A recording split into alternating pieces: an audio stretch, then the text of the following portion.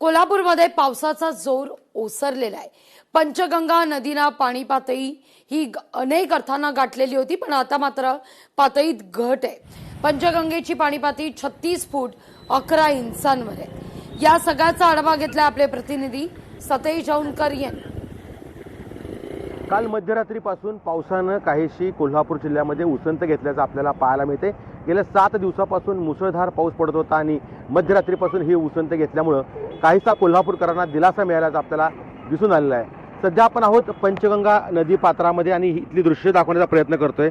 सध्या गायकवाड वाड्याजवळ हे पाणी जे आहे ते पोहोचलेलं आहे, मात्र सध्या याच पाण्याची जी गती आहे ती अत्यंत संथपणे या ठिकाणी उतरताना आपल्याला दिसून आलेली आहे। कोल्हापूरकरांना दिलासा म्हणावा लागेल। जवळपास 60 बंधारे आहेत ते पाण्याखाली गेले होते, मात्र आता बहुतांश बंधारे पावसाचं प्रमाण कमी झाल्यामुळं या ठिकाणी उघडे झालेले आहेत। त्या मार्गावरून वाहतूक देखील सुरुवात झाली आहे। आता 49 बंधारे पाण्याखाली फक्त असल्याचं पाहायला मिळतं आणि तेही बंधारे असंच जर पावसाचं प्रमाण कमी राहिलं तर मात्र हळूहळू वाहतुकीसाठी खुले होतील। सध्या गायकवाड वाड्याजवळचा हा जो मार्ग आहे तो एकेरी करण्यात आलेला आहे। अवजड वाहतूक आहे ती या ठिकाणावरून बंद करण्यात आलेली आहे, कारण या मार्गावरती पाणी असल्यामुळं हा जो मार्ग आहे तो स्थानिक प्रशासनानं बंद केल्याचं आपल्याला पाहायला मिळतंय। मात्र 7 दिवसापासून मुसळधार पडणाऱ्या पावसामुळं जनजीवन खरं तर विस्कळीत झालेलं होतं।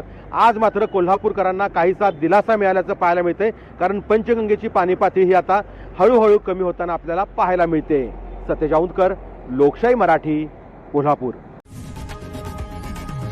लोकशाही मराठी ऐका, पहा, जागरूक रहा।